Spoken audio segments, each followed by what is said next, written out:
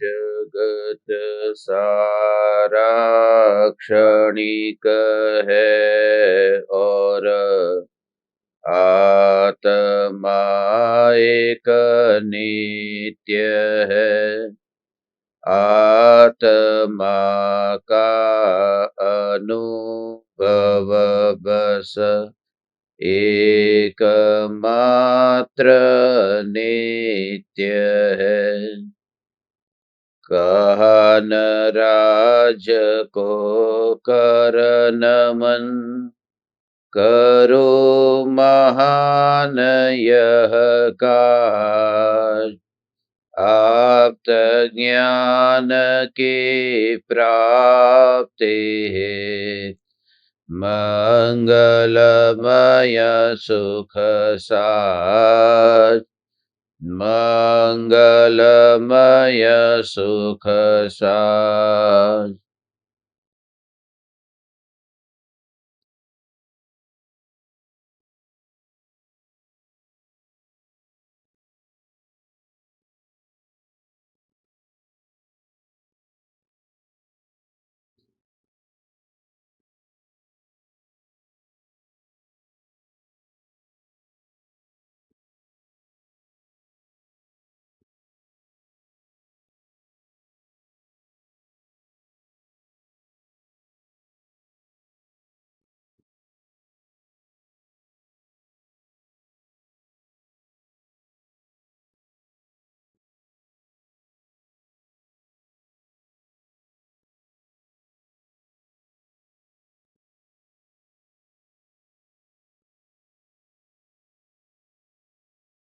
चैतन्य स्वभावी भगवान आत्मा स्वयं ही चैतन्य समय सार है। चैतन्य समय सार का प्रतिपादक ग्रंथाधिराज समय सार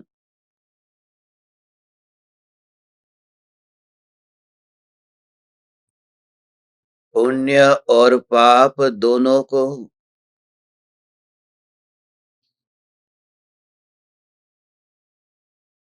संसार परिभ्रमण का कारण सिद्ध करता है।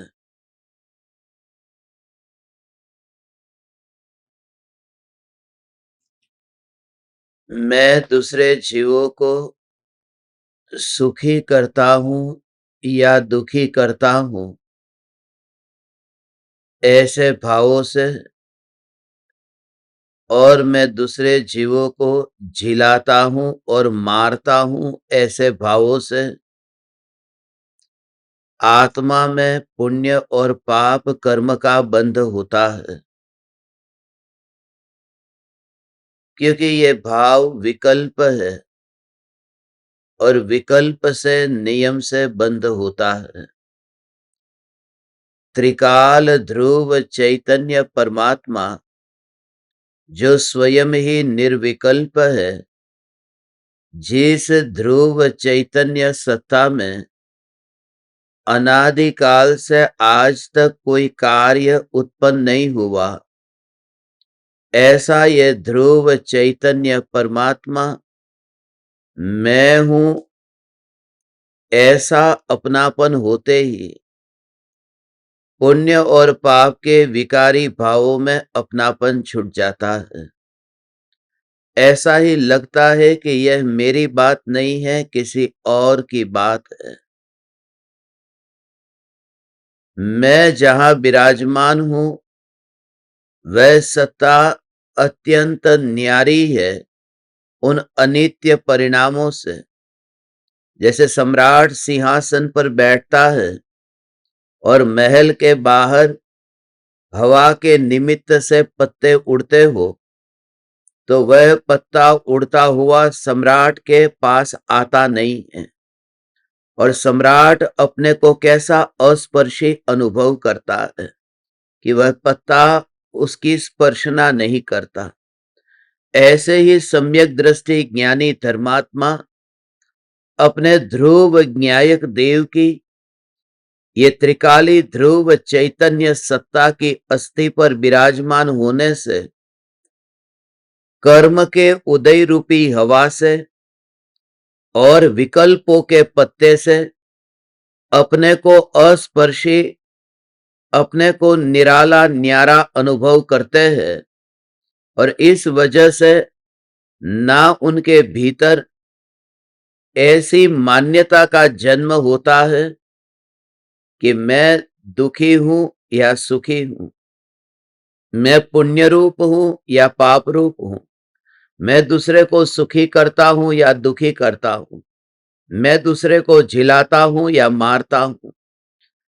तो बार बार उन भावों से भेद ज्ञान करने की प्रेरणा के लिए आचार्य कुंदकुंद देव ने यहां बहुत ही महत्वपूर्ण बंध अधिकार लिखा है कि जो भी भाव उत्पन्न होते हैं वह मैं नहीं हूं।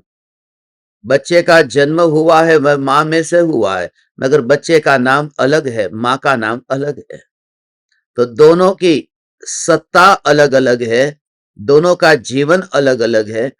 ऐसे ही मैं ध्रुव चैतन्य परमात्मा ये अलग हूं और जो भी भाव आत्मा में उत्पन्न होते हैं वे अलग है। आज सिर्फ सुनते सुनते इस प्रकार से विचार करोगे तो उन भावों में जो तन्मयता है वह तन्मयता छूटती जाएगी। तो जब भी उन भावों के बारे में कुछ कहा जाएगा तुम्हें बिल्कुल ही ऐसा लगेगा किसी और के बारे में कहा जा रहा है।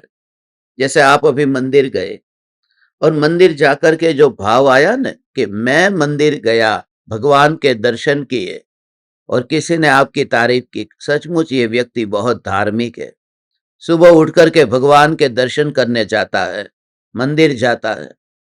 तो अज्ञानी उसमें तन्मय होने से लगता है कि ये मेरे बारे में कह रहे हैं और सम्यक दृष्टि को यह जागृति है कि ये मेरे बारे में नहीं कहा जा रहा, ये उन विकल्पों के बारे में कहा जा रहा है जिन विकल्पों का ध्रुव ज्ञायक देव में से जन्म ही नहीं हुआ है। यहां तो ऐसा ध्रुव ज्ञायक देव जिनमें से विकल्पों का जन्म नहीं हुआ। पूर्व में समोसरण में गए और स्वर्ग में देव भी बन गए और वाणी सुनी। परम कृपालु देव की भक्ति इतनी की, इतनी दया का पालन किया, 4 हाथ जमीन देखकर चले तो मुनि होकर के कितने जीवों की रक्षा की।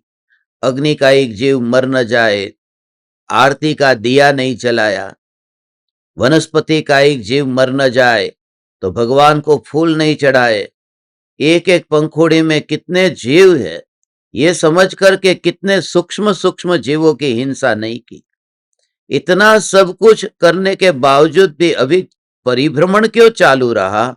क्योंकि वो जो भी दया दान के भाव थे उन भावों का ध्रुव में से जन्म नहीं हुआ था और ये ध्रुव ज्ञायक देव में, इसलिए उन भावों का रस छूटता जाता है। भावों की चिंता मत करना कि भाव हुए नहीं हुए, कैसे हुए, उन भावों का रस छूटता जाए और अंतर में ही अंतर में वह स्वरूप अनुभव में आए।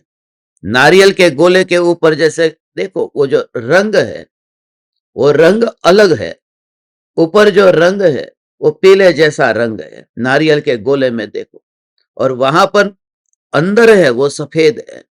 तो जो व्यक्ति वो अंदर से ही देखता है तो उसे लगता है नारियल सफेद है, वो जो सफेद है बस वही नारियल, तो ऊपर वो भाग है ना, मगर वहां पर अनुभव ही करने जो न जाए, जो अंदर रहता हुआ अनुभव करे। तो मैं ध्रुव ज्ञायक देव ऐसा जब अंतर में अनुभव होता है तब विकल्प मेरे है ही नहीं। उन विकल्पों को न पकड़ना, उन विकल्पों को न रोकना, उन विकल्पों को न बहाना, ये कुछ भी करने न जाना। विकल्प विकल्प विकल्प विकल्प विकल्प विकल्प चलते रहते हैं, उसमें कुछ भी नहीं करने जाते। अंतर में जागृति है न कि मैं ध्रुव ज्ञायक देव उन विकल्पों में अनंत काल तक नहीं जा सकता। ये समय सार का रहस्य है। बंध हुआ या नहीं हुआ, कौन से भाव से कौन से कर्म का बंध होता है। यदि परिग्रह इकट्ठा करके रखा है तो 7वें नरक में जाएगा, परिग्रह को नरक का कारण कहा। यदि दया दान व्रत तप का पालन करेगा, परिग्रह का त्याग करेगा तो स्वर्ग में जाएगा। अगर समय सार ये नहीं बताता कि तुम क्या भाव भाओगे तो कहां जाओगे, समय सार ये कहता है तुम जो भी भाव भाते हो उन भावों में तुम्हारा कोई भी संबंध नहीं है, वो भाव तुम्हारा नहीं है। ऐसा ही देखना, ये ध्रुव न्यायक देव, ये ध्रुव न्यायक देव, विकल्प के आवरण के पीछे जो न्यायक देव सदा काल जागृत है। ये सुनते सुनते तुम अपने आत्म स्वरूप के ध्यान में यदि लीन न हो सको तो समझना कि ये तीर्थंकर परमात्मा की पुकार तुम्हारे हृदय तक पहुंची नहीं है। ये सुनते सुनते ही वह तुम्हारा सुनना वह ध्यान में परिवर्तित हो जाए। ये जो ध्रुव न्यायक देव, मैं ध्रुव न्यायक देव, जिनमें पुण्य और पाप का बंध जिस कारण से होता है उन भावों का प्रवेश नहीं है। तो सबकी बहुत बहुत चिंता जो करते थे उन भावों से ही अब नाता जोड़ दिया। ये भाव ही मेरे नहीं। ये जो अनंत परमाणु की बात नहीं है, ये शरीर ये अनंत परमाणु का पिंड है। ये पूर्व में भी ये शरीर के परमाणु आत्मा के साथ आए थे। अभी जो परमाणु यहां पड़े हुए हैं, जो सब्जी में है, जो आटे में है, तो कैसे डिब्बे में दिखते हैं। ये डिब्बे में, ये थैली में, ये दूर जो दिखाई देते हैं, थोड़ी देर बाद वे ही परमाणु पेट में होंगे। और जब वजन के कांटे पर खड़े होकर के देखोगे तो पहले जो 80 किलो वजन था अब 81 किलो आएगा। वो आटा, वो गेहूं जो अभी थैली में पड़ा था, तो ये आंखों के सामने दिखता है ना कि ये वस्तु मेरे से अलग है। और जैसे ही आंख गई तो मैं 81 किलो का, अभी 80 किलो से मैं 81 किलो। वह जो मान्यता, माने उन परमाणुओं के साथ में ऐसी एकता बुद्धि हो गई। और ये तो आधा पागल भी इतना समझ सकता है कि ये मैं क्या कर रहा हूं। जो परमाणु अभी थोड़ी देर पहले इतना फासले के साथ में मैं देखता हूं और अभी पेट में जाते ही मैं मान बैठा ये मेरे है, ऐसा नहीं, यही मैं हूं, ऐसा मान लिया, यही मैं हूं। I am 81।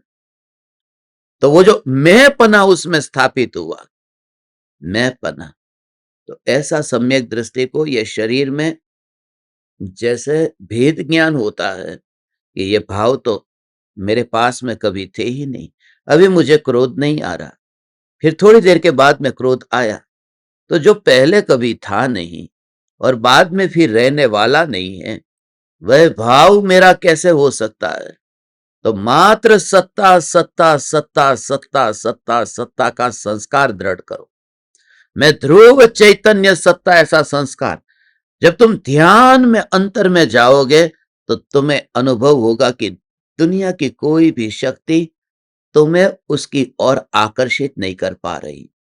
वह तत्व विचार से क्या होता है कि तुम्हारे उपयोग में स्वरूप में स्थिर होने के लिए परिपक्वता आती है।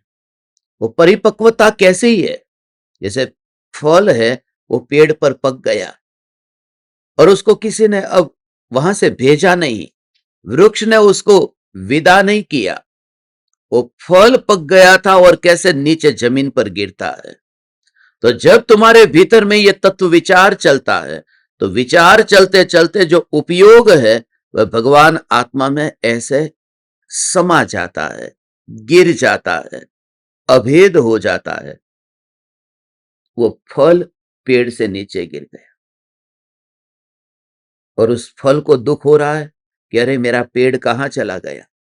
कुछ नहीं, क्योंकि वो जैसे पकता गया उसमें वो प्रक्रिया शुरू होती गई कि वह अब पेड़ से अलग ही हो जाएगा।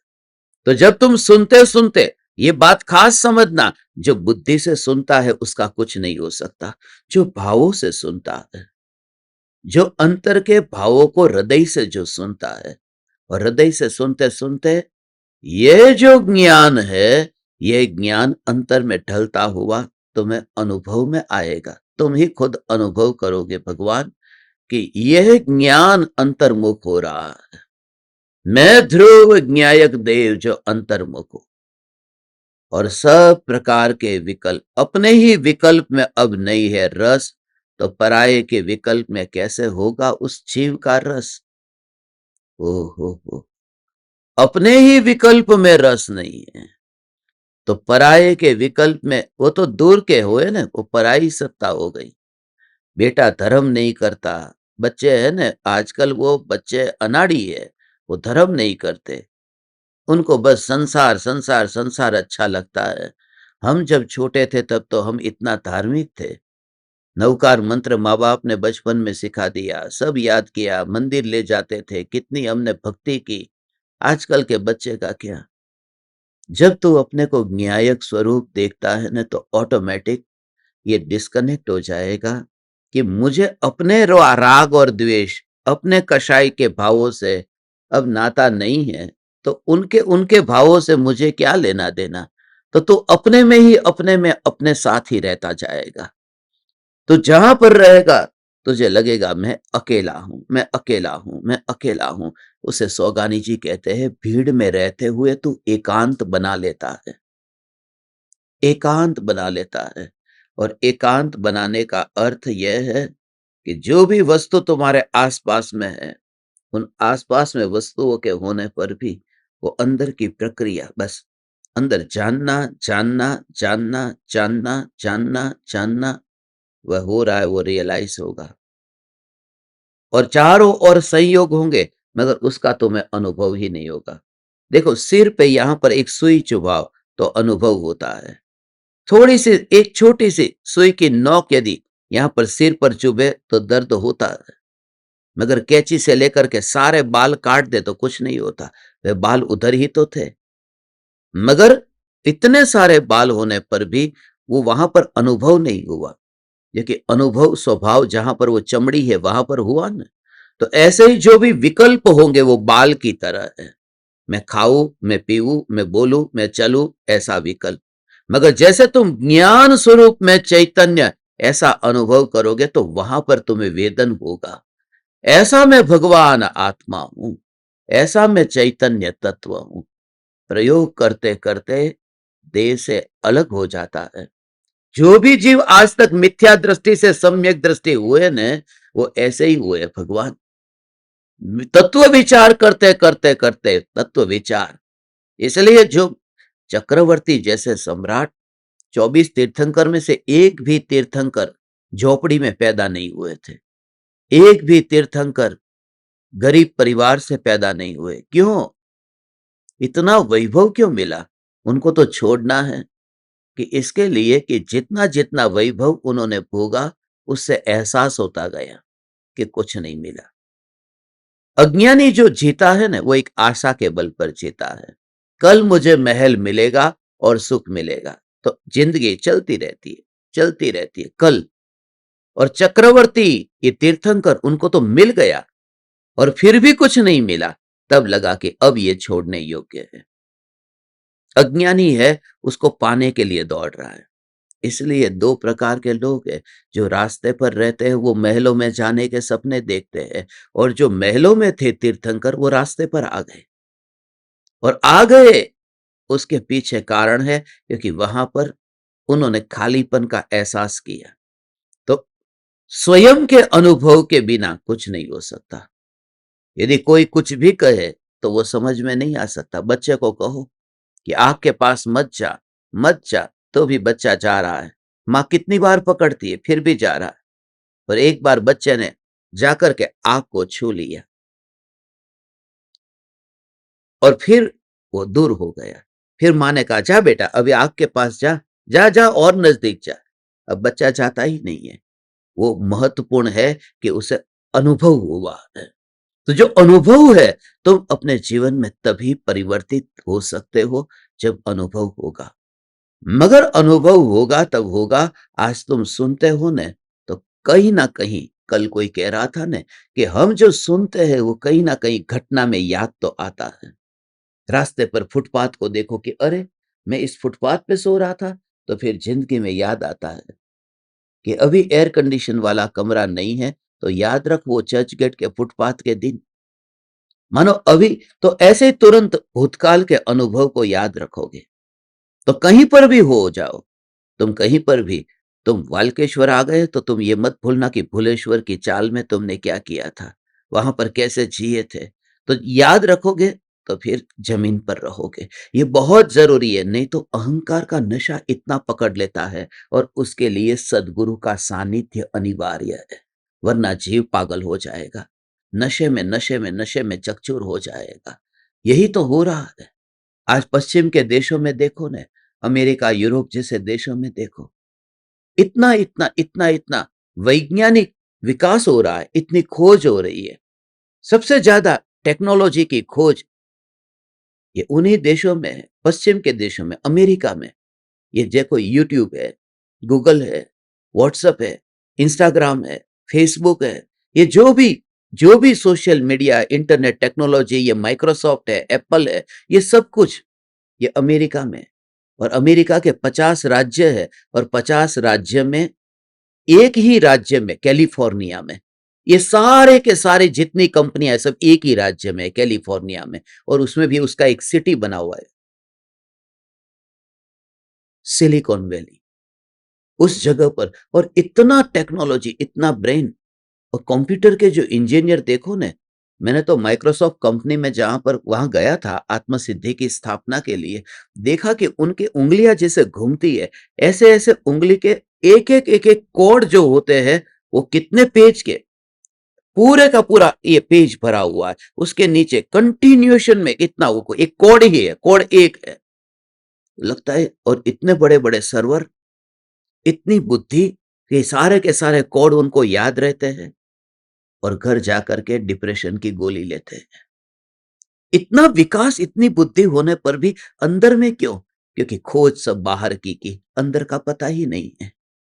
इसलिए हम धन्य भागी है भगवान, हम धन्य भागी है। वहां पर आइंस्टीन भले हो गया, आइंस्टीन भले वहां हो गया, मगर आचार्य कुंदकुन देव वहां नहीं हुए, आचार्य अमृतचंद्र नहीं हुए, कृपालु देव नहीं हुए, गुरुदेव नहीं हुए। इसलिए रियलाइज करो, अपने को धन्य अनुभव करो। भले रोटी पर घी नहीं होगा, चल जाएगा, भले पकवान न होगा, चल जाएगा, मगर अंदर से धन्यता अनुभव करो कि जो कुछ भी मिला है, हे परम कृपालु देव, हे परम कृपालु देव, आपसे जो मुझे ये तत्व ज्ञान प्राप्त हुआ है, उसके लिए मैं क्या, रत्न से भी उसकी तुलना नहीं हो सकती। बनाऊ पत्र कुंदन ना, रत्नो ना अक्षरो लखी, तथापि कुंद सूत्रो ना, अंकाये मूल्य ना कदी। इतना अहोभाव जब इस वितराग वाणी के प्रति आए, ये जो यदि उसके पास में, हम तीर्थ में क्यों जाते हैं, हम क्यों जाते हैं विपुलाचल पर्वत पर? यदि कोई सुपात्र जीव हो तो विपुलाचल पर्वत के पास, वहां जाकर के वहां के वाइब्रेशन को रिसीव कर सकता है। कुछ है उस भूमि पर, तुम रिसीव कर सकते हो। यदि ऐसा नहीं होता तो फिर एक तीर्थंकर अजित नाथ समेत शिखर से मोक्ष में गए, तो फिर संभवनाथ मुंबई से क्यों नहीं गए? फिर सभी सभी वहां पर पार्लियामेंट में कैसा होता है कि सभी राज्य के थोड़े थोड़े मिनिस्टर को वहां पर लो, उनको कोई पद दो, एक ही राज्य के, वहां पर सब इकट्ठे मत करो, नहीं तो विरोध होता है, झगड़ा होता है। ऐसे ही तो ये तेलंगाना और आंध्र प्रदेश, ये दो अलग अलग राज्य हो गए, बंटवारा हो गया, झगड़ा हो गया कि उसी प्रांत के सबको लेते, यहां के लेते ही नहीं। तो हैदराबाद से ये तेलंगाना अलग हो गया, ये आंध्र प्रदेश से तेलंगाना अलग हो गया, अलग राज्य बन गया। ये एक ही जगह के सब, ऐसे कैसे चलेगा? तो कभी तुमने ये विचार नहीं किया कि एक ही जगह के सब समेत शिखर, 24 के 24 तीर्थंकर समेत शिखर से मोक्ष में गए, कोई दूसरी जगह नहीं मिली। ऐसा क्यों हुआ समेत शिखर में? और ये तो 4 तीर्थंकर दूसरी जगह से मोक्ष में गए, वो तो इस हुंडाव सर्पिणी काल में, बाकी तो हर एक काल का नियम होता है। जब जब 24 तीर्थंकर होंगे तो समेत शिखर से ही मोक्ष में जाएंगे, और मुंबई से कोई मोक्ष में नहीं गया। ऐसा कहीं पढ़ा? देखो, ये 24 तीर्थंकर, उसको कहते हैं उस भूमि का वाइब्रेशन। वाइब्रेशन। तो जो सत्संग के समय जो माहौल तैयार होता है, उस समय पूरी तरह से तुम उस वाइब्रेशन को रिसीव करो। इसलिए बहुत कारण है, बहुत कारण है। यहां पर चैतन्य चैतन्य चैतन्य चैतन्य चैतन्य। इसलिए मैं सबको कहता हूं कि मेरे इस घर में से निकलने के बाद में जिन जिन के घर पर मैं आता हूं, घर से निकलने के बाद में उस जगह पर फिर बैठ जाना, उसी जगह पर बैठ जाना, और फिर दोबारा इसी सत्संग को तुम सुनना। जिस सत्संग को तुम अभी सुनने के लिए बैठे हो, फिर रिपीटेशन उधर ही करना। मगर एक कंडीशन है, तुम्हारे भीतर में भाव पूरी तरह से भरे हो तो वाइब्रेशन तुम रिसीव कर पाओगे। वहां से ऐसा ही होगा। जैसे जैसे ध्रुव न्यायक न्यायक न्यायक, तो सम्मेद शिखर की धरती पर वहां पर पैर रखते ही देखा ना, जो वो सम्मेद शिखर की यात्रा करता है, उसका जन्म फिर वहां नहीं होता। वह फिर नरक में नहीं जाता, वह तिर्यंच नहीं बनता। उसको तिर्यंच और नरक गति का बंध नहीं होता। हम सम्मेद शिखर गए तब देखा था ने। तो उस भूमि के वाइब्रेशन ऐसे हैं। मगर कोई जीव विरला ऐसा है, कोई जीव विरला ऐसा है। इसलिए जो तुम्हारे प्रति वात्सल्य और करुणा है, उसका कारण यह है। मैं तुम्हारे पास में इसलिए नहीं आता हूं, मेरे पास में रोटी नहीं है, भोजनशाला में जाकर रोटी खा सकता हूं, वहां से तुम्हें सत्संग दे सकता हूं, मगर मैं आप सबके घर पे आने का निर्णय क्यों लिया? मुंबई में आपके घर पर आकर के सत्संग रखने का क्यों निर्णय लिया? क्योंकि कम से कम एक बार तुम्हारा वाइब्रेशन वहां पर तैयार हो, तुम पूरी तरह से ये फील करो, ये चैतन्य चैतन्य चैतन्य चैतन्य। और जब तुम्हें वहां पर जैसे ही समाचार मिले, डॉक्टर का रिपोर्ट आए कि अरे तुम्हें कैंसर आया, और उस समय मैं ध्रुव न्यायक देव, जिसमें तो मिथ्यात्व का कैंसर आता नहीं है, चैतन्य में, वो दशा तुम्हारी बिल्कुल अलग होगी, देखना तुम। मगर connection is very very important. तुम उस समय कनेक्शन फील करो, इसलिए कनेक्शन फील करो। मैं ध्रुव न्यायक न्यायक न्यायक न्यायक न्यायक। इसलिए तो समोसरण में जो जीव जाते हैं और भगवान की दिव्य ध्वनि न खिरे और भगवान के सामने रहे, तो भी भगवान की दिव्य ध्वनि न खिरे तो भगवान के दर्शन मात्र से सम्यक दर्शन पा लेते हैं, अंतर में उतरते हैं, भेद ज्ञान करते हुए, मगर वो निमित्त बन जाता है। एक देखो, सुकुमाल मुनि को सियाली ने खा लिया ना, शरीर खा गई, पैर खा गई, तो एक जानवर मुनिराज को खा जाता है, और भगवान के समोसरण में ये शेर है, वो बकरी को क्यों नहीं खाता? वहां का माहौल ऐसा होता है। ये दिस इज कॉल्ड वाइब्रेशन। वहां का वाइब्रेशन ऐसा हो तो ऑटोमेटिकली उन जीवों के भाव पलटते हैं। कौन है? उन जीवों के भावों में ऑटोमेटिक परिवर्तन आता है। ये आत्मसिद्धि शास्त्र में भी ऐसे ही वाइब्रेशंस है। नहीं तो ऐसे मांसाहारियों के पास में अफगानिस्तान और सोमालिया जैसे देश में वह व्यक्ति कृपालु देव की तस्वीर देख करके देखता ही रह जाए। उसके अंदर भी कुछ न कुछ, यदि अंदर से वो खुद तैयार होना चाहिए। बात है, कोई निमित्त तुम्हारा कुछ नहीं करता, ये बात खास याद रहे। सम्मेद शिखर तुम्हें कुछ नहीं करता, वहां पर कीड़े मकोड़े तड़प रहे हैं, मगर तुम यदि भाव से भरे हो तो वहां पर जाकर बहुत कुछ पा सकते हो। तुम्हारे भीतर में भाव सच्चा होना चाहिए। इसलिए आज फिर से मुंबई में वडाला में, मैं आपको एड्रेस भेजूंगा, वडाला में आज का सत्संग शाम का रखा है।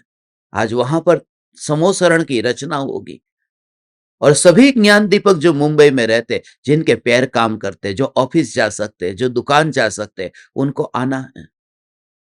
दुकान और ऑफिस जाने में तुम्हारी तबीयत नहीं बिगड़ती है तो सत्संग सुनने क्यों नहीं आते? आओ तुम सब पधारो, क्योंकि जूम पर भी ऐसा भाव नहीं होगा। ये जो जूम पर बैठे हुए हैं ना,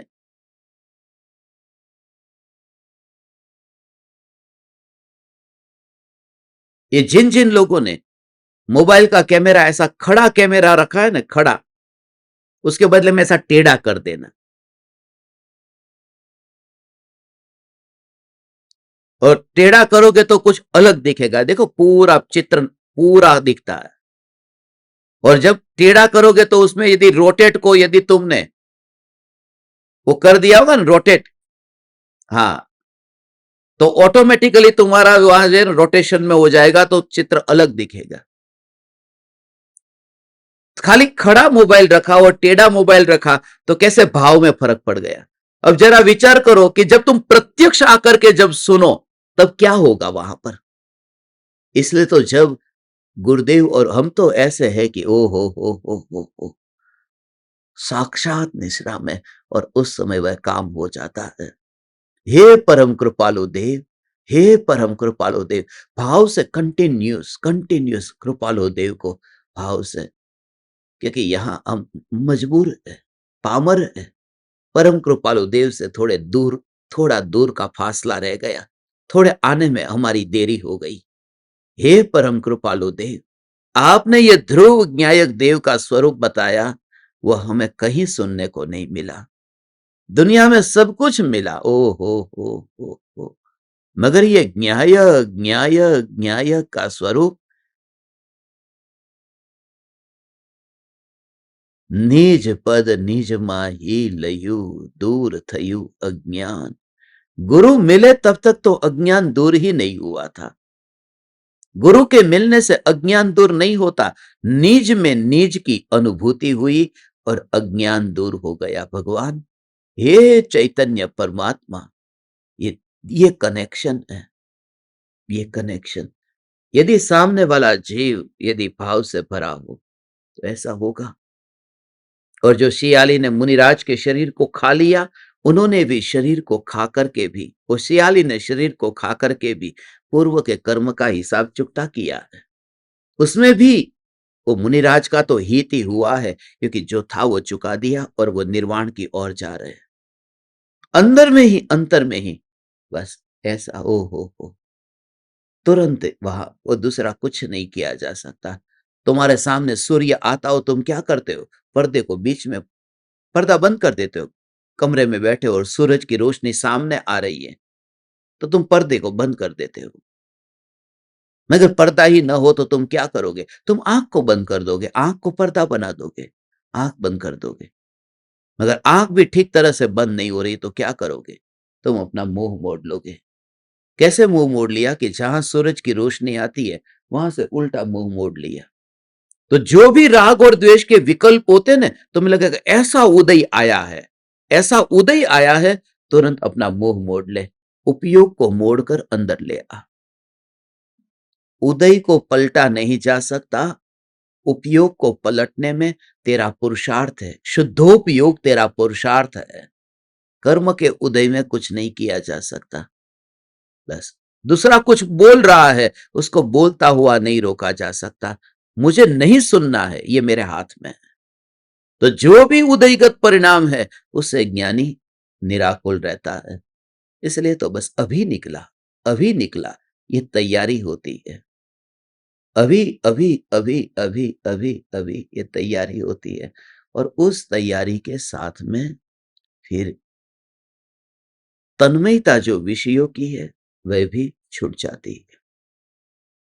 आचार्य कुंद देव ये कहते हैं, भगवान, हे तीन लोक के नाथ परमात्मा, ये जो तू तेरी मान्यता है कि मैं दूसरे को झिलाता हूं और मारता हूं, उससे तो तू कर्म बांधता है, क्योंकि तूने स्वभाव को पहचाना नहीं है। ओ स्वभाव को पहचाना नहीं है। ओ वो स्वभाव निर्विकल्प है। गुड़ कैसा है? मीठा है। एक आदमी ने खाया तो उसने कहा कि गुड़ मीठा है, और दूसरे आदमी ने खाया, उसने कहा गुड़ कड़वा है। ये दोनों ने खाया, तो जिसने खाया कि मीठा है ये बोला, वो स्वस्थ व्यक्ति है, और ये गुड़ कड़वा है ये जो कहा, उस व्यक्ति को बुखार आया हुआ है। तो जीभ कड़वी है तो उसने कहा कि गुड़ कड़वा है। ये दो अलग अलग व्यक्ति है। मगर मेरा असली सवाल यह है कि वह गुड़ है, वह मीठा अनुभव हुआ, कड़वा अनुभव हुआ, मगर उस गुड़ को पूछो कि तू क्या है, कि वो तो मिठास से भरपूर है, और तू उन दोनों के बारे में क्या कहता है? जिसने मीठा अनुभव किया उससे तेरी प्रीति है, और जिसने कड़वा अनुभव किया उससे तू नफरत करता है। गुड़ कुछ नहीं, वो मिठास से भरा हुआ रहता है। ऐसे ही मैं शुद्ध चैतन्य मात्र भगवान आत्मा, न मारने चाहता हूं न बचाने चाहता हूं। जो विकल्प मारने बचाने के आते हैं, मैं तो उनमें भी नहीं चाहता। मारने बचाने के विकल्प में मैं नहीं जाता हूं भगवान। तो पुण्य और पाप, हे चैतन्य परमात्मा, ओ हो हो हो हो ओ हो, ये समय का फासला है। हो, ऐसा है। झोपड़पट्टी में से महलों में आना, ये समय का फासला है। कोई कहां कहां से कहां, कैसे कैसे, सब समय का फासला है। ओ हो, मुंबई में आए तो लोटा और डोरी लेकर के आए थे, और यहाँ पर करोड़ों रुपए इकट्ठे करके बड़े बड़े विला में रहते हैं, तो वो कहां से कहां पहुंच गए। तो ऐसे ही तू अभी भले यहाँ पर है, मगर सिद्ध शिला पर बैठने वाला तू सिद्ध परमात्मा है। और बाहर में जो तू जो भी पाता है उसमें कर्तापन कुछ भी नहीं, क्योंकि वो उदयी है। कितनी भी मेहनत करे, कितना भी ग्राहक को ठगने की कोशिश करे, मगर दुकान नहीं चलनी होगी तो नहीं चलेगी। कुछ भी हो, अंदर में ये आज पूरी तरह से तैयारी कर दी, ऐसा माल में लेके आया कि ये माल मार्केट में कहीं नहीं मिलता, मेरे पास में ही मिलता है। सब कुछ इतना व्यवस्थित है। और बरसात आ गई, इतनी मूसलाधार बरसात, एक भी ग्राहक दुकान पे दिखता नहीं है। और सुबह से आशा लगा कर गया था कि शाम को तो इतना माल बेच के आऊंगा। तो तब समझ में आता है कि हे कृपालु देव, ये सचमुच ही उदय का परिणाम है, मेरा कर्तृत्व कुछ नहीं है। और आज मैं ये समझ गया, तो अब उसके अंदर मेरा ज्यादा जो उपयोग जाता था, मेरा मेरा समय जो बर्बाद करता था, अब वो बर्बाद करना छूट गया। अब मैं आधा घंटा अपने लिए निकालता हूँ कि लाओ अब, क्योंकि ये पता चल गया कि वहां तो मेरे हिसाब से चलता ही नहीं है। ओ हो, कितनी भी गधा मजदूरी करता हूं मगर कुछ नहीं होता। ओ हो, ऐसा अंदर में जान करके, हो, ऐसा होता है। सारी की सारी तैयारी कर ली हो, मगर तो भी, हो, वो सब उदयगत परिणाम। बाहर के विषयों में जितना भी है, उदयगत परिणाम, उदयगत परिणाम। इतनी नोट बंद हो गई थी, उन्होंने जो कमा कर रखा था, वो उदय तब पता चला ना। ये उदयगत परिणाम क्या है। ये थोड़ी देर पहले जो इतनी बड़ी बड़ी नोटें थी,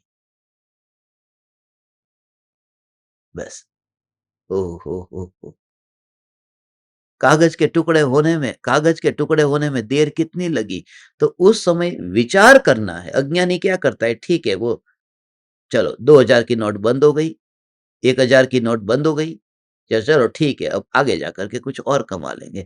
विचार नहीं करता है, सम्यक दृष्टि विचार करता है कि ऐसा जो ये क्षण भंगुर स्वरूप है भगवान, ऐसी जो ये अनित्यता है, इस अनित्यता को देख करके कि अब मैं अपने स्वरूप की जागृति करूं। अभी तुम्हें कोई नहीं कहता है कि तुम ऑफिस में जाते हो, बच्चे के लिए कमाई करते हो, ये बंद करो। मैं आप में से किसी भी परमात्मा को ये नहीं कहता हूं भगवान कि तुम ये सब बंद करो। मैं तो ये कहता हूं थोड़ा विचार करना शुरू करो, क्योंकि विचार करोगे तो ऑटोमेटिकली तुम प्रत्येक परिस्थिति का स्वीकार कर पाओगे। अंधी दौड़ नहीं होगी फिर। और तैयार, स्वीकार, स्वीकार, मगर अभी जो स्वीकार होता है वह बुद्धि के स्तर पर है। ठीक है, दुकान चाले चाले, न चाले तो न चाले, મને કોઈ ફરક નથી પડતો, હવે કાંઈ નહીં, કેટલું કમાવું કમાવું તો એટલું કમાઈ લીધું, બસ, ફરક નથી પડતો। પણ અંદરમાં બધો જ ફરક પડતો હોય। કારણ કે છે ને, હમણાં ખબર પડે કે એવી રીતે રસ્તા ઉપર આવવું પડે છે, તો બધો ફરક પડી જાય। અરે ખાલી પંખો લાઈટ જતી રહી ને તોય ફરક પડે કે અરે આ લાઈટ ક્યારે આવશે, ક્યારે આવશે, ક્યારે આવશે, आकुलता थवा लगे। छोटी सी बात की है, अभी तो कुछ भी नहीं छूटा, शरीर थोड़ी छूटा है, अभी तो बिजली चली गई, अब कब आएगी, कब आएगी, कब आएगी। ये जो भाव असली कसौटी प्रत्येक घटना के काल में करनी है, अपने को ही, और कोई दूसरा चेक करने नहीं जाएगा। तुम्हें ही पता है। ओ हो। मैं तीन लोक का नाथ चैतन्य परमात्मा, ये पुण्य और पाप के भाव, इसमें मेरा कर्तृत्व नहीं है, क्योंकि ये उदयगत परिणाम है, और उन भावों से ये पुण्य और पाप का बंध होता है। ये अध्यवसान रूप भाव है। देखो ये क्या कहा, 261 नंबर है।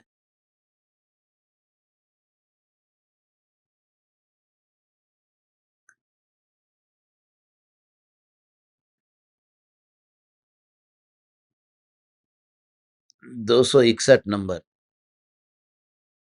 मैं जीवों को मारता हूं और जिलाता हूं, ऐसा जो तेरा अध्यवसान है, वही पाप पुण्य का बंधक है। ये ऐसी भूल मुनि होकर के अनंत बार हमने की है। हम जब मुनि हो गए थे तो मुनि होकर के यही मान्यता में पड़ा था कि मैं दूसरे को मारता हूं और जिलाता हूं, मैं अब हिंसा नहीं करता। ये जो 5 महाव्रत का पालन करता हूं, तो उसमें मैं महाव्रत का पालन करने वाला, तो महाव्रत का पालन करने का भाव तो शुभ भाव है, तो मैं शुभ भाव वाला हूं। महाव्रत का पालन करने वाला भाव, ये तो शुभ भाव है। तो अपने को वो शुभ भाव वाला माना। एकेंद्रिय से लेकर के पंचेंद्रिय जीव का अब मैं घात नहीं करूंगा। अज्ञानी का पूरा जोर इस पर है, 2 इंद्रिय से 5 इंद्रिय जीव को नहीं मारूंगा, किसी जीव को नहीं मारूंगा। छोटे छोटे सूक्ष्म जीव होते हैं तो भी अपन कितनी सावधानी रखते हैं कि इन जीवों को नहीं मारना है। भाव तो बचाने का ही है ना। हाँ? भाव तो बचाने का है। नल के ऊपर थैली बांध करके रखते हैं ना, कि जीव न मर जाए उसमें। हाँ? ये कैसा घुसेड़ दिया है, हो नल के ऊपर थैली बांध करके। ये कोई विधि नहीं है ऐसी, ये नई नई घुसाड़ी घुसेड़ी हुई विधि है। ऐसा थोड़ी है नल के ऊपर, और ऐसे में भी नल के ऊपर थैली बांधते थे। कोई मुझे बताओ ने कि उसमें अहिंसा कैसे होती है, कोई मुझे बताओ, कैसे वो जीव बचे।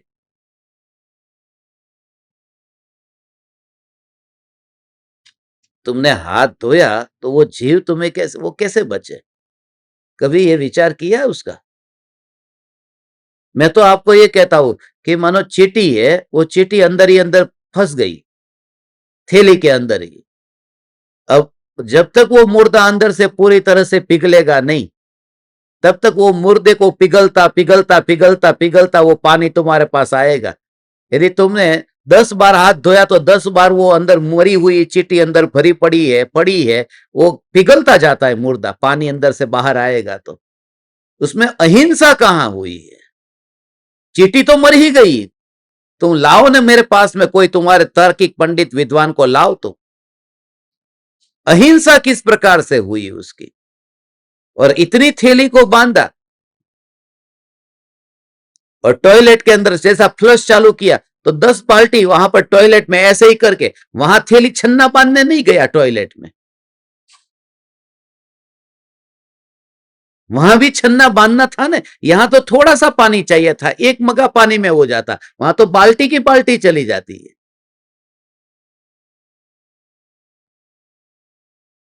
ठीक है, तुम्हें बांधना है तो बांधो, मैं मना नहीं करता। उसमें भी कितनी काली काली थैली हो गई होती है, सफेद थैली होती है, काली हो गई, बदलता कौन है? अंदर ही अंदर कितने जीव मरे, उनका जीव जंतु का, उसमें ही उसमें काला काली काली थैली हो गई। और अभी तो उपाय नया नया लोगों ने निकाला है कि अब तो रंगीन थैली बांधते कि काली का पता भी नहीं चले। सफेद कपड़ा વધારે મેલા થઈ જાય ને, એટલે રંગીન કપડા પહેરવા, મેલા ઓછા થાય। मगर भाव तो अच्छा है ना। अच्छा भाव है कि जीवों को बचाना है। ओ हो। पहले के जमाने में नल नहीं थे और ये विधि भी नहीं थी। असली विधि तो कुएं के पानी की विधि असली विधि है। कुएं में से पानी निकालकर उसके पानी छानने की विधि है ना। मगर चलता है, चलता है और चलता है तो चलता है, कोई प्रॉब्लम नहीं है।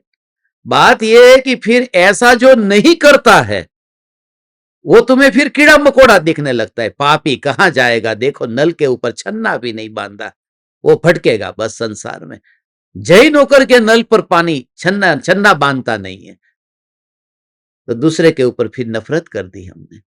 खुद ने छान के पिया मगर दूसरे ने नहीं पिया, वो तो कितने थे, उन सब के ऊपर ये देखो धर्मशाला में भोजनशाला में पानी पे छन्ना भी नहीं बांधते। खुद को धार्मिक मानना, दूसरे को अधार्मिक मानना। ओहो, ये क्या किया है। ओहो,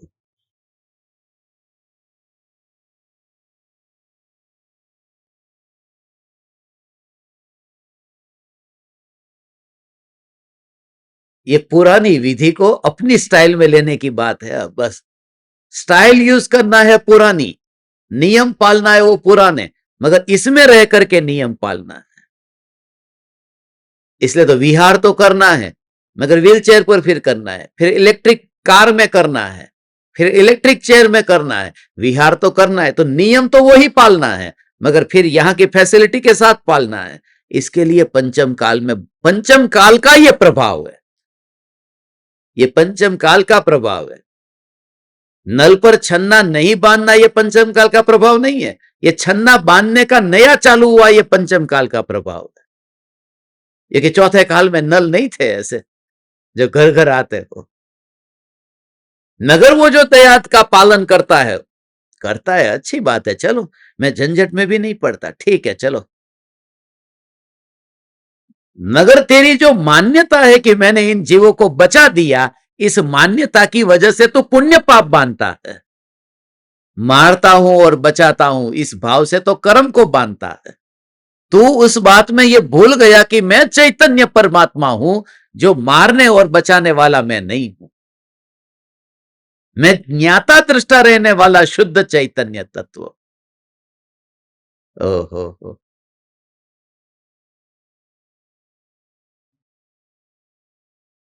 पानी छान कर पीने वाले खून बिना छाने ही पी जाते। गरीबों का, व्यापारियों का, शेयर बाजार का कौभांड करके, ये कौभांड जैनियों के नाम पे देखे नहीं तुमने, जो छान करके। मैं उनके घर पे गया हूं, मैं नाम नहीं लेता, उनके घर पे गया हूं, उनको पढ़ाया हुआ है। एक भी नल ऐसा नहीं है जिसके ऊपर छन्ना नहीं हो, मगर किसी माँ ने, किसी बहन ने, किसी के बूढ़े में दादी दादा ने अपनी पुरानी संपत्ति इकट्ठी की हो, सोना चांदी सब बेच करके शेयर बाजार में इन्वेस्ट किया हो। कितने छोटे छोटे लोग ऐसे जो वीरार, जिसके पास में इतना पैसा नहीं था, उन्होंने सारी और सबका सबको रास्ते पे ला दिया बेचारे का, कौभांड करके।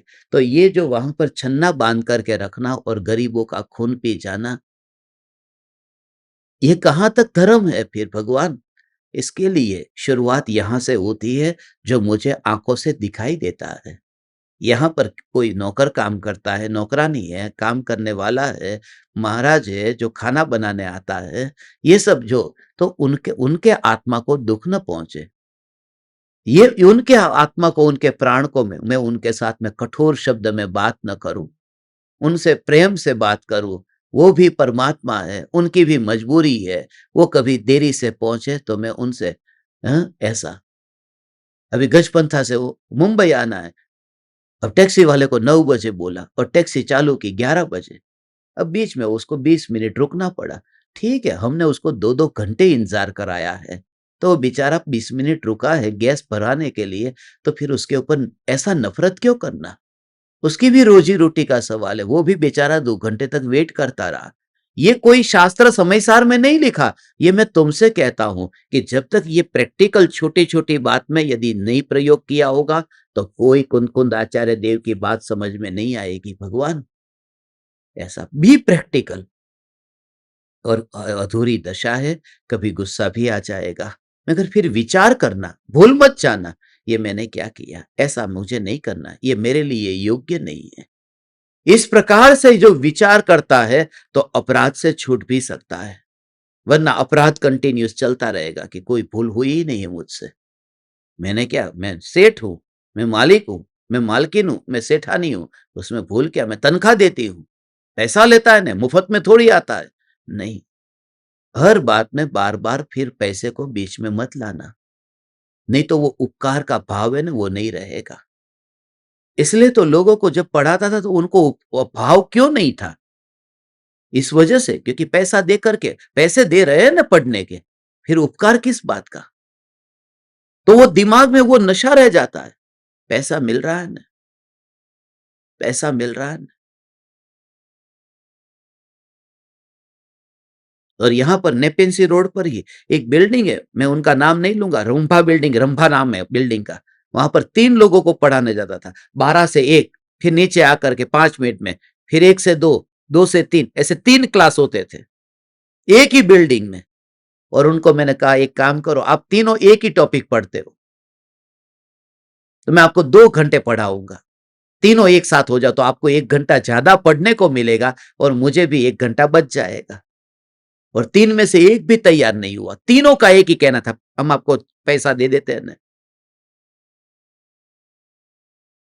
वो भाव ही नशा चढ़ जाता है, फिर पैसे से हर कुछ सब कुछ नहीं हो जाता भगवान। इसलिए उपकार भावना, थोड़ा हृदय में कोमलता, ये भाव होते हैं, मगर उसका कर्तृत्व छूट जाता है। कल रात को कितनी गजब की बात थी भगवान, कि अपना व्यवहार पूरी तरह से निभाता है, ओ हो, मगर कर्तृत्व के भाव को छोड़ करके, ओ हो, वो है तो तुम हो, ओ हो, सम्राट के जैसा कहा ने, आज वो खाना बना देता है तो तुम हो, खाना खाते हो, ये सत्संग सुनने बैठ पाते हो। हा? आज तक कभी तुमने अपने पति को महाराज कहा, राजा से भी महान महाराज, मगर खाना बनाने वाले को महाराज कहते हैं, क्योंकि वो सचमुच महाराज है, वो नहीं होता तो हम अन्न कहां से खाते। ओहो,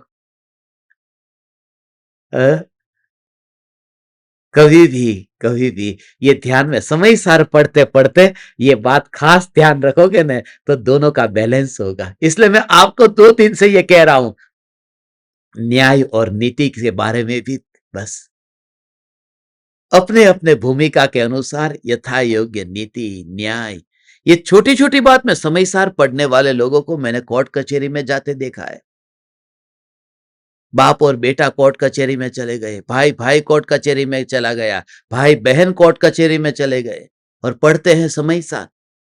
बात सिर्फ इतनी है कि वो कहता है 60% मेरा, वो कहता है 50-50 होना चाहिए। वो 60-40 चल रहा है और बात 50-50 की, उसके लिए वहां पर चले गए। और ये समय सार घर में पड़ा हुआ है। अभी समय सार की गाथा पर प्रवचन सुन करके सीधी कोर्ट की डेट थी, वहां पर गए। तो वो झंझट से पहले बचना है। और तू यदि धार्मिक है तो श्रद्धा रख, तू यदि धार्मिक है तो श्रद्धा रख, कृपालु देव पर श्रद्धा रख। ऐसा नहीं कहता कृपालु देव पर श्रद्धा रख तुझे मिल जाएगा, तुझे प्रॉपर्टी मिलेगी, धन मिलेगा, गाड़ी मोटर बंगला मिल जाएगा तुझे। कृपालु देव पर श्रद्धा रख, तेरी ऐसी दशा प्रकट होगी कि दुनिया में जो कुछ भी हो रहा है तुझे फर्क नहीं पड़ेगा।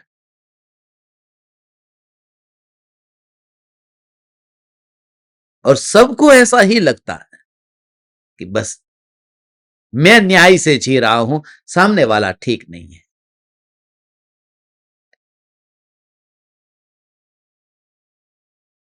यदि इतना विचार हो ना तो कितने तलाक हो रहे, डिवोर्स हो रहे हैं ना, वो सब रुक जाए। यदि इतना विचार हो तो बोलना अलग बात है, ये हमारी संस्कृति है, ये बोलना अलग बात है। हम जो बोल देते हैं कि शादी करने के बाद में लड़की आई है तो वो सास को सास थोड़ी कहती है, वो तो सास को मां कहती है ना, मां।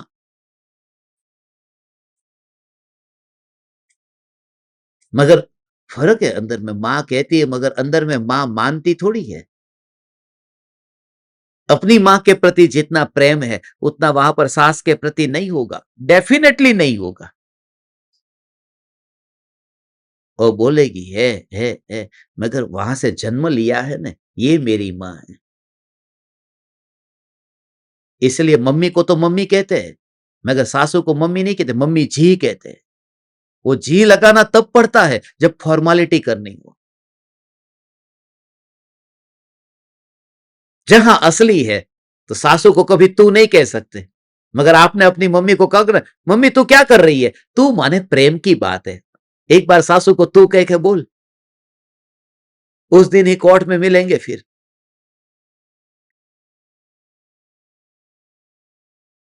प्रेम और वात्सल्य, अपनी भूमिका के अनुसार तुम अपना व्यवहार निभाना, नीति से जीवन जीना, ऐसा। और तूने तो समय सार पढ़ा है न, तेरा भाई कहता है कि चल 60% मेरा, छोड़ तू झंझट, छोड़ तू, समय सार तो तूने पढ़ा है न। तू इतना खाली विचार करेगा ना तो तू इतना खुश रहेगा, इतना आनंद में रहेगा। नहीं तो छोटी छोटी बात पर बहुत आगे आगे का सोच सोच करके हमने अपने को ही दुखी किया है, तड़पाया है। ओ हो, ओ हो।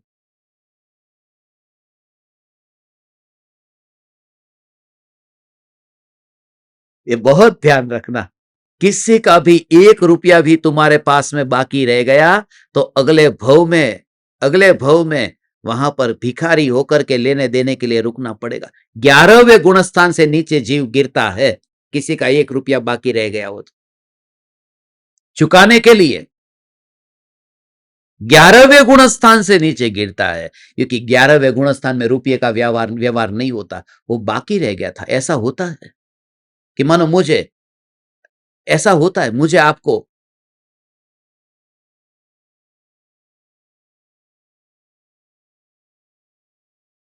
पैसा देना है, अब 1 रुपया बाकी रह गया। 1 रुपया आजकल मुंबई में बाकी रह ही जाता है सबका, टैक्सी में 31 रुपये मिनिमम फेयर है, तो 30 रुपये दिए। अब क्या करें, ये 1 रुपया अक्सर टैक्सी वाला छोड़ देगा, जाने दो, तो आपको उसको 1 रुपया देना है, बराबर। 1 रुपया आपके ऊपर उसका चढ़ा हुआ है। अब आप गुरु के पास में प्रवचन सुनने गए, आपको वाणी अच्छी लगी, अंदर से भेद ज्ञान किया, चैतन्य का चिंतन किया, ऐसा। और फिर आपने बस आत्म स्वरूप में लीन होकर के आप ऐसा हुआ कि मुनि हो गए। ये बाकी जनरल एग्जांपल दे रहा हूं। फिर आप 11वें गुण स्थान में चले गए, अब मोक्ष में नहीं जा सकते क्योंकि उसका 1 रुपया देना बाकी है, तो 11 से नीचे गिरना पड़ेगा फिर, क्योंकि 11वें गुण स्थान में रुपये का व्यवहार नहीं है, मुनि के पास में रुपये का व्यवहार नहीं है। सच्चे मुनि हो, उनके पास रुपये का व्यवहार नहीं है। अब तो फिर वहां पर आना पड़ेगा कि जहां पर रुपये का व्यवहार होता है। तो कैसा हुआ कि वहां पर फिर ऐसा हुआ कि मंदिर गया था, और मंदिर जाकर के फिर मैं बाहर निकला, मेरी जेब में 1 रुपया था और बाहर 100 भिखारी थे। तो मैंने 1 रुपया, एक भाव आया, लाओ ने 1 रुपया पड़ा है दे दू। तो वो 100 भिखारी में 99 को नहीं दिया, उस भिखारी को क्यों दिया मैंने, उसके पास क्यों गया मैं, क्योंकि पूर्व भव का उसका ही बाकी था, तुम उसके पास ही जाओगे। जिसका बाकी है वो तुम्हें कहीं ना कहीं से मिल जाएगा, ऐसा है। और कोई ये प्लान नहीं करता है कि उसको कहां बिठाना है। तुम तो निकल गए थे, बीच रास्ते से याद आया कि अरे ये तो 1 रुपया पड़ा है, लाओ दे दू, तो 10 तो भिखारी पीछे छूट गए थे, वहां तुम नहीं गए। ये 11वां जो खड़ा था उसको तुमने दे दिया, और भाव भी उसी समय आया कि जेब में रुपया पड़ा है, लाओ मैं दे दू। इसके लिए कहते हैं न्याय और नीति जीवन में, तुम्हारे जीवन में यदि इतना भी नहीं है तो समय सार हाथ में लिया, कलंक लग गया। भगवान ऐसा कलंक मत लगाना सभी के साथ में। ओ हो, परम कृपालु देव जैसे गुरु। ओ हो। किसी का 1 रुपया बाकी रह गया। अब कहीं टैक्सी में ऐसा हुआ 99 रुपये हुए और तुमने 100 रुपये दे दिए, तो अब 1 रुपया तुम्हारा उसके पास बाकी है, तो वो रहेगा, 1 रुपया बाकी रहा ना, तुमने 100 दिए, तो अब तुम्हें लेने के लिए भिखारी होके बैठना पड़ेगा, क्योंकि वो 1 रुपया तुम्हें देगा कभी ना कभी, मंदिर से निकलेगा तब। तो क्या करना, कि खुले लेकर के निकलना, इसलिए ये यूपीआई निकला, जितना हुआ उतना दो। ये बहुत उत्तम उपाय है कि कर्ज चढ़े ही नहीं किसी का। 99 तो 99 और 31 तो 31। प्रकृति व्यवस्था बहुत करती है। यदि हम पॉजिटिवली हर एक घटना को सकारात्मक दृष्टिकोण से देखें तो भगवान तो दूसरे को झिलाता नहीं है, तो दूसरे को मारता भी नहीं है। बस अपने भावों तक ही तेरा सीमा में सीमित है, बस अपने पर सीमित है।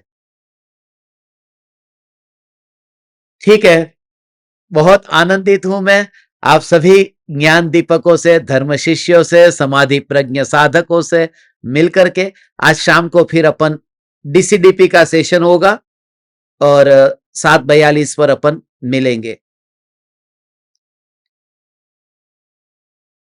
अभी थोड़े दिन तक, जब तक यहां पर हूं, तब तक अपना सत्संग होता रहेगा। कल का सत्संग भी फिक्स है, अभी से आपको बता देता हूं।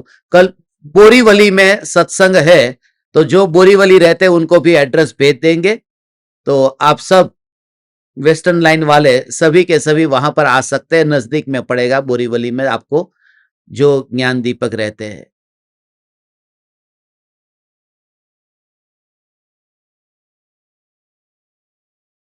ठीक है भगवान, प्रणाम करता हूं। चैतन्य समय सार, चैतन्य समय सार, चैतन्य समय सार।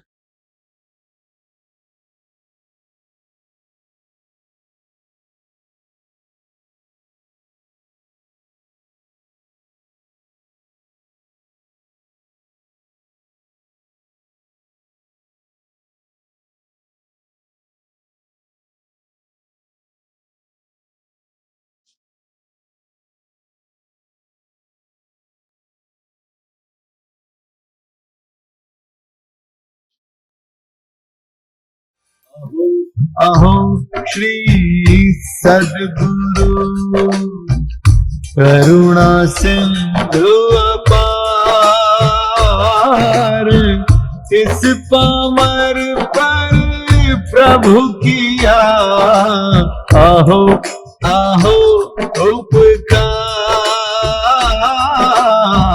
आहो आहो उपकार। देह सहित जिनकी दशा भरते देहातीत, उन ज्ञानी के चरण में हो वंदन अगणित, हो वंदन अगणित, हो वंदन अगणित, हो वंदन अगणित।